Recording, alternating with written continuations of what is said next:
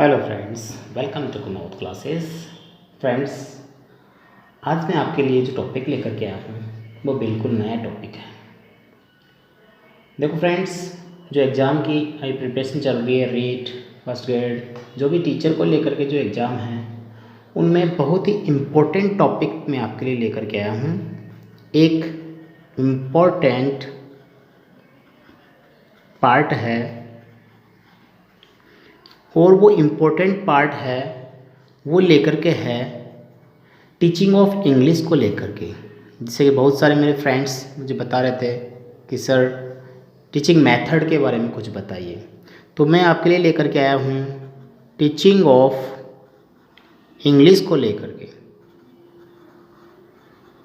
Teaching of English, जिसका नाम से ही पता चल रहा है हाउ टू टीच इंग्लिश, यानी हमारा जो सब्जेक्ट है वो इंग्लिश सब्जेक्ट है। जैसे रीट में टीचिंग मेथड्स आते हैं, उसके अंदर भी ऐसा होता है।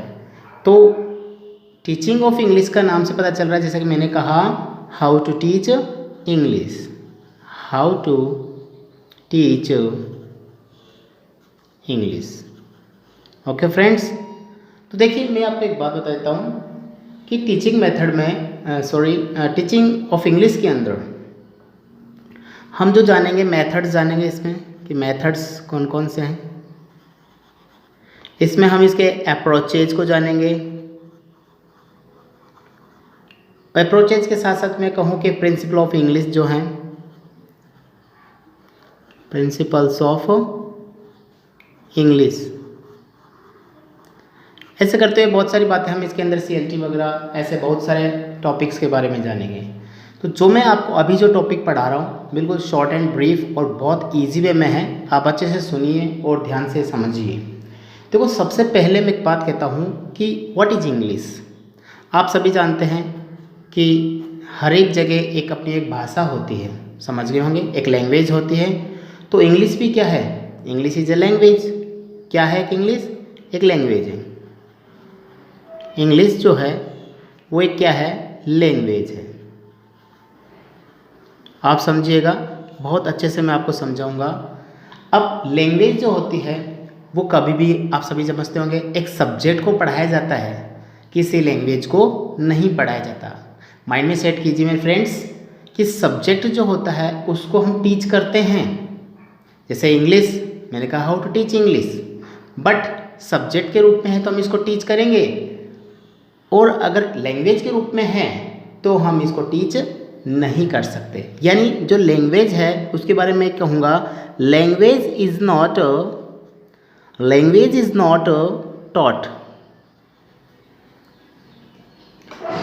नॉट टॉट, इट इज, यहाँ पे मैं कहूँगा इट इज कॉट। फ्रेंड्स समझ गए होंगे आप सभी कि लैंग्वेज को टॉट नहीं कर सकते हैं, टीच नहीं कर सकते। लैंग्वेज पढ़ाई नहीं जाती है, इसे कैच किया जाता है, कॉट किया जाता है, इसको समझ गए होंगे।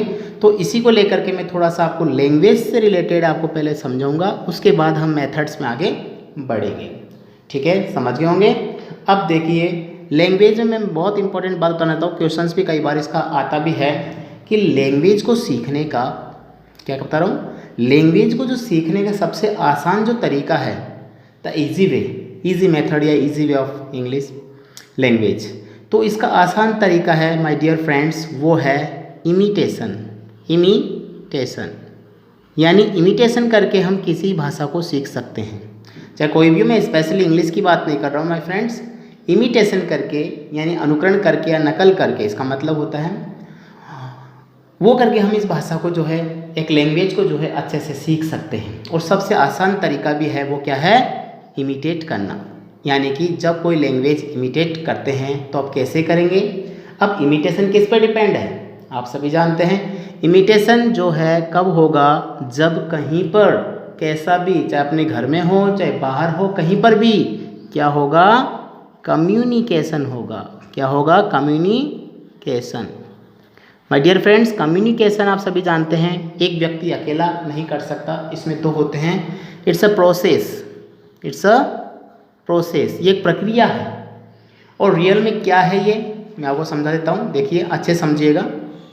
एक प्रक्रिया है, तो इसमें होता क्या है, देखो कम्युनिकेशन में क्या होगा, इसमें होता है द एक्सचेंज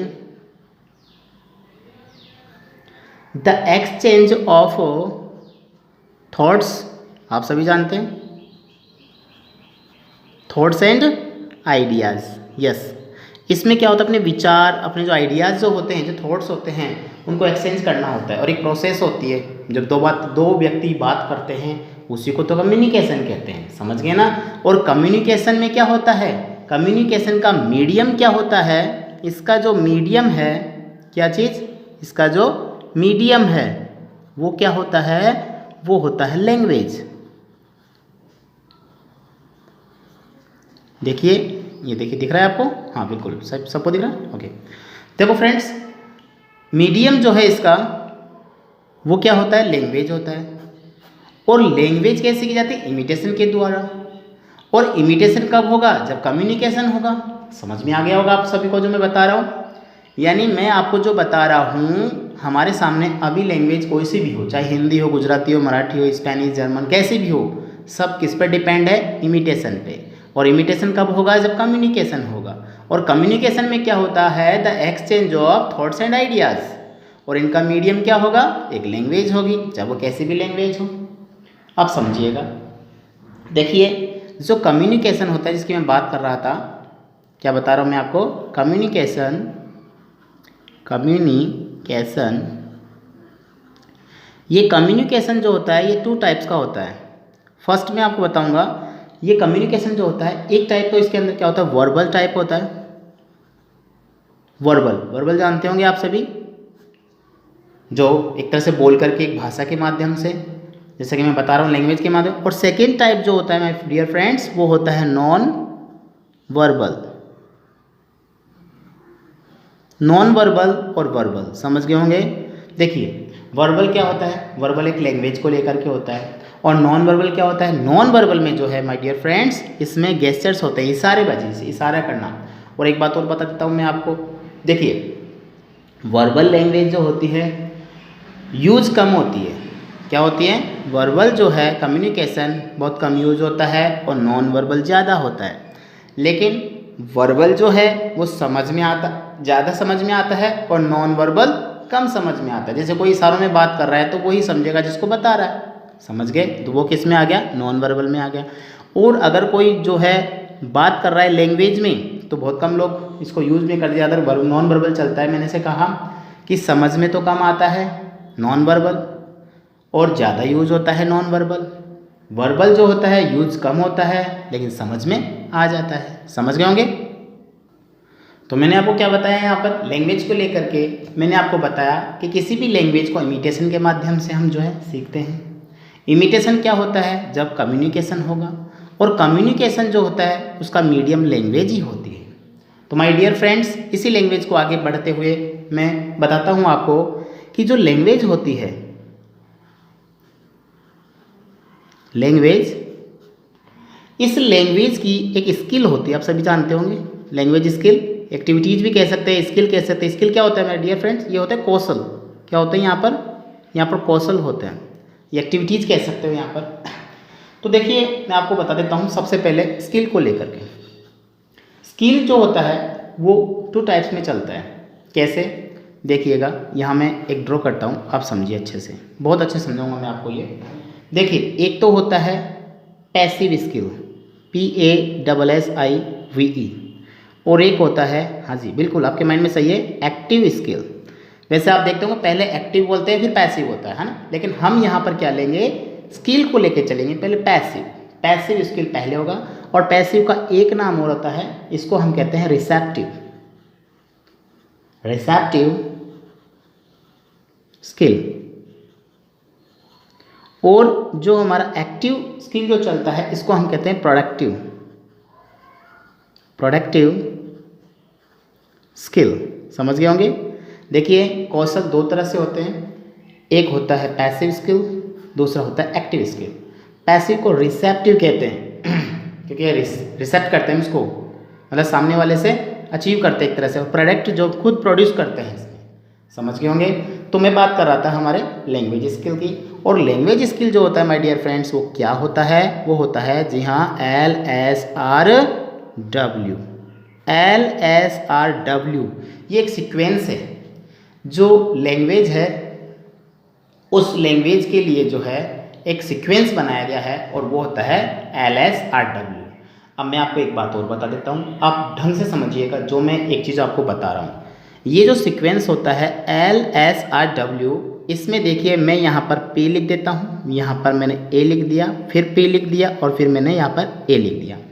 यानी ये जो सीक्वेंस है इसको सीखने के लिए क्या होता है, किसी भी एक्टिव स्किल को सीखने से पहले पैसिव स्किल तैयार होना चाहिए, ऐसा बताया गया है। यानी जो हमारे पैसिव स्किल्स हैं वो कौन क्या होती है और एक्टिव स्किल क्या होती हैं। देखिए मैं आपको एक बात इसमें बताऊँ, ये जो है ना एक नेचुरल सीक्वेंस है, समझ गए होंगे। नेचुरल सीक्वेंस कैसा, LSRW। अब L का मतलब क्या होता है, लिसनिंग, यानी कि सुनना, पहले हम सुनते हैं। फिर S फॉर स्पीकिंग, बोलना, फिर हम बोलते हैं यानी सुनेंगे तो हम क्या करेंगे, रिसेप्ट किया हमने, सब सुना ना, और फिर बोलेंगे तो उसको प्रोड्यूस करेंगे। आप समझना अच्छे से, लिसनिंग करेंगे यानी कि कहने का मतलब रिसेप्ट किया, हमने उसको रिसीव किया, हमने ग्रहण किया, और स्पीकिंग बोला तो हमने उसको प्रोड्यूस किया, समझ गए। तो पहले पैसिव स्किल होगा फिर एक्टिव।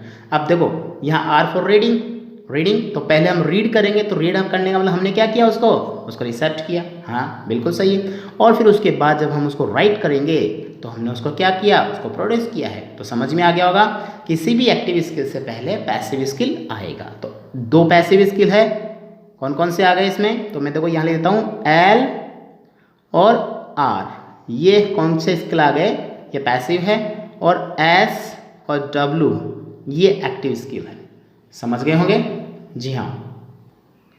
तो हमने यहाँ पर क्या जाना है, हमने यह जाना है कि एक्टिव जो स्किल होती है, यहाँ पर मैं ऐसे कर सकता हूँ, ये LSRW लैंग्वेज स्किल है, एक्टिव स्किल यहाँ पर AS कर देता हूँ मैं, समझ गए होंगे। एक्टिव स्किल से पहले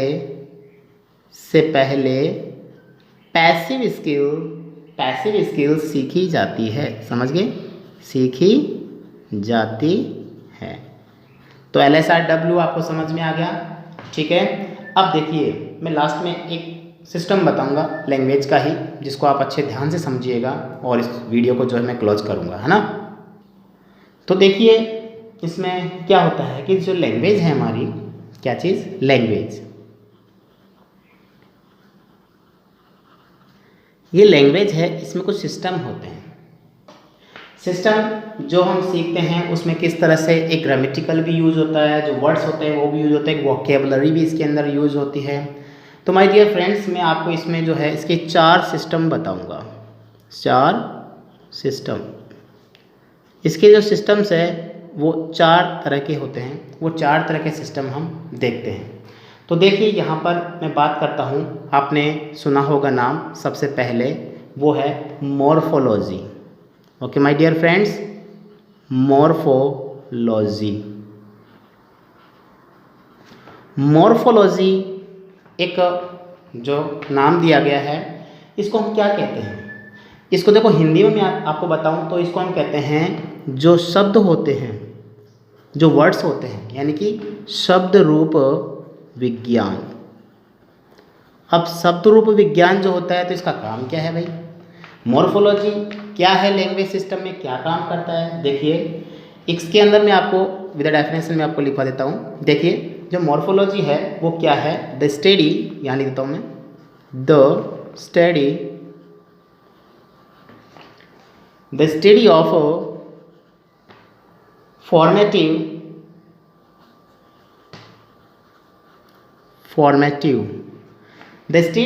फॉर्मेटिव, या फॉर्मेशन भी कर सकते हैं यहाँ पर।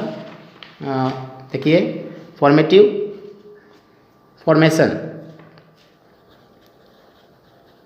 फॉर्मेशन ऑफ वर्ड्स, यानी जो शब्द होते हैं, दिख रहा है आप सभी को, यस, जो शब्द होते हैं उन शब्दों का फॉर्मेशन होता है, उसको हम क्या कहते हैं, मॉर्फोलॉजी कहते हैं। यानी कि जो वर्ड्स दिए हुए होते हैं, जो शब्द होते हैं, उन शब्दों को सही तरह से सेट करना, वो किस में आता है, मॉर्फोलॉजी के अंदर। ये मैं डेफिनेशन बता रहा हूँ आपको, आगे वीडियो में इनका डिस्क्रिप्शन अच्छे से समझाऊंगा मैं। आगे देखिए, तो फर्स्ट सिस्टम हमने क्या देखा, वो है मॉर्फोलॉजी। ये लैंग्वेज का एक सिस्टम है जिसका मतलब होता है शब्द रूप विज्ञान। इसमें लैंग्वेज में सेकंड सिस्टम जो है उसको हम देखेंगे, जिसका नाम है phonology. My dear friends, phonology का मतलब होता है, आप देखो फोनोलॉजी को आपने सुना होगा, आपने एक नाम सुना होगा फोनेटिक्स, सुना है ना? जी हाँ, ये फोनेटिक्स जो होते हैं, जो शब्दों के हमें रियल में शब्द का उच्चारण करना सिखाते हैं, कि जो फोनोलॉजी है वो हमें यही बताती है कि वास्तव में किसी शब्द को पढ़ते समय क्या साउंड सिस्टम क्या होगा। मतलब फोनेटिक्स आप समझ गए होंगे मेरे लिखने से, इसका जो रियल मीनिंग हम लिखेंगे इसको हम कह सकते हैं स्वर विज्ञान, यानी कि लैंग्वेज में कहें तो ये नाम आ जाएगा स्वर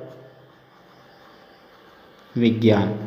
स्वर से मतलब आ जाएगा, आप समझते होंगे, इसको हम उच्चारण भी कह सकते हैं, उच्चारण, ठीक है। यानी किसी भी वर्ड का जो है एक साउंड सिस्टम कैसा होगा, किस तरह से बोला जाएगा, यानी हम यहाँ पर लिख सकते हैं इसके बारे में शॉर्ट में जो है वो लिख सकते हैं वोकेबलरी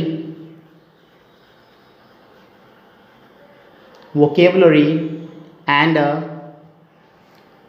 स्टडी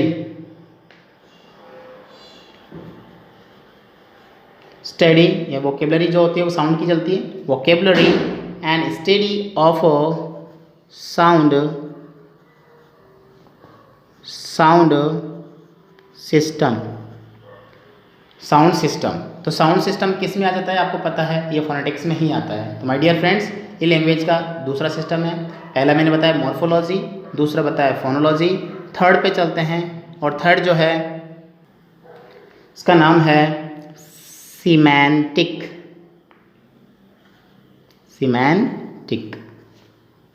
आप नाम सुना होगा my dear friends.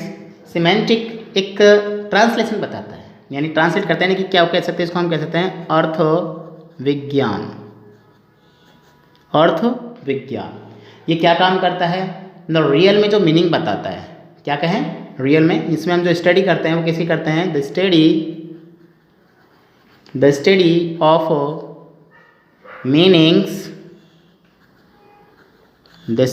Meanings of words. समझ गए होंगे, यानी जो वर्ड्स होते हैं, जो शब्द होते हैं, उनका अर्थ का अध्ययन जो है वो सिमेंटिक के माध्यम से हम करते हैं। लास्ट सिस्टम जो आता है वो बहुत ही बड़ा सिस्टम है, इसको मैं छोटे से रूप में विद डेफिनेशन बताऊंगा। वो है, आपने सुना होगा syntax. My dear friends, syntax का नाम सुनने में ऐसा लगता है, लेकिन जब मैं इसके बारे में बताऊँ रियल में क्या है, तो देखिए ये है हमारी जो टोटल जो ग्रामर है, ग्रामर की स्टडी जो होती है उसी को हम सिंटैक्स कहते हैं। यह हमें एक सिस्टम बताता है, एक अरेंजमेंट बताता है, किनका जो वर्ड्स होते हैं उनका किसी सेंटेंस के अंदर। आपने सुना होगा एक नाम SVOCA, है ना, सुना होगा ना? जी हाँ, तो ये सारा किस में आता है, ये ग्रामर स्टडी होती है, इसको सिंटैक्स के नाम से जानते हैं। यानी इसके लिए मैं लिखूँ और कुछ तो मैं कह सकता हूँ यहाँ पर आपके लिए, द